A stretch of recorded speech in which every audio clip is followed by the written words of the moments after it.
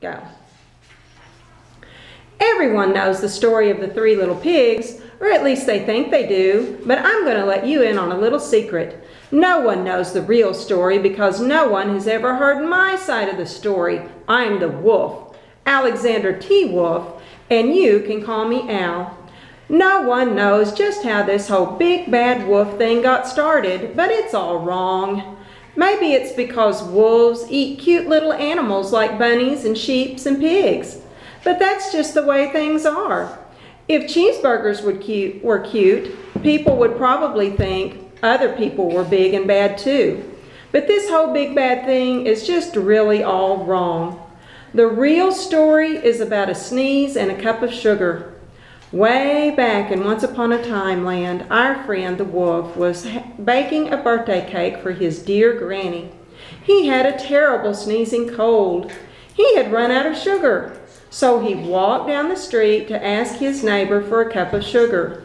Now the neighbor was a pig, and he wasn't too bright either. He had built his whole house out of straw. Can you believe it? Who in his right mind would build a house out of straw? Of course, the minute the wolf knocked on the door, it fell right in, and he didn't want to just walk in without someone else's permission, so he called, little pig, are you in?" But there was no answer. He was just about to go home without his cup of sugar for his dear old granny's birthday cake, but then that's when his nose started to itch. He felt a sneeze coming on. Well,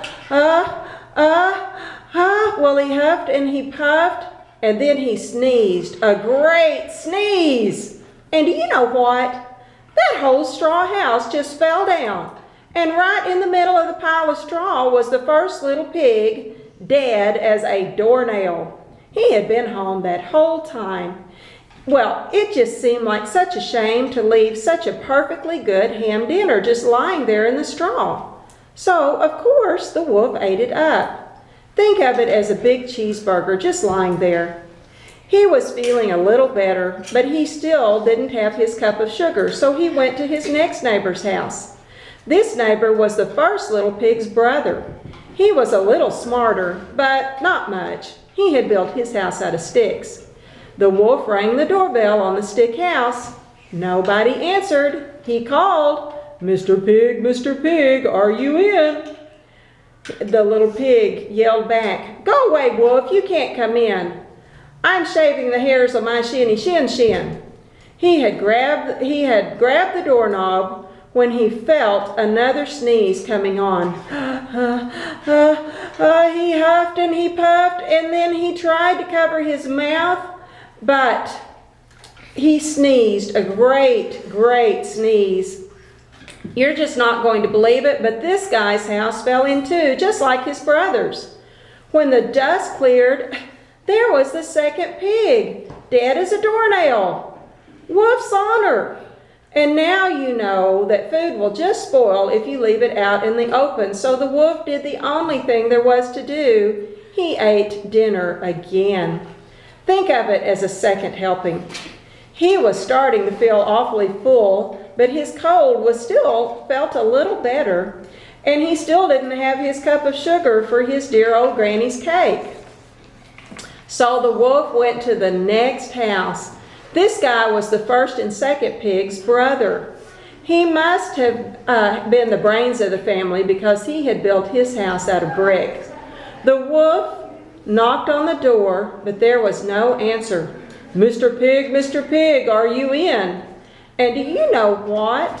That little pig answered, "Get out of here, wolf, and don't bother me again."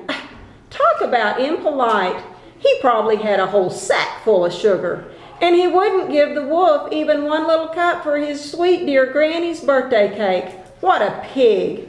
The wolf was just about to go home and maybe take a nice little birthday card instead of a cake to his granny when he felt his cold coming on. He huffed and he puffed and he sneezed once again. Then the third little pig yelled, "And your old granny can sit on a pin." The wolf was usually a pretty calm fellow, But when he heard someone talk about his dear, sweet old granny like that, he just went a little crazy. And the cops drove up. Of course, he was trying to break down this little pig's house. And then the whole time the wolf was huffing and puffing and something, and he was starting to start a real sneeze. And the rest, as they say, is history. The news reporters found out that the 2 pigs he had for dinner, and they figured a sick guy going around borrowing a cup of sugar didn't sound very interesting. So they just stuck all that stuff in about huffing and puffing and blowing your house down, and they made him into the big bad wolf. And that's it. That's the real story. I was framed. But maybe, could I borrow a cup of sugar? The end.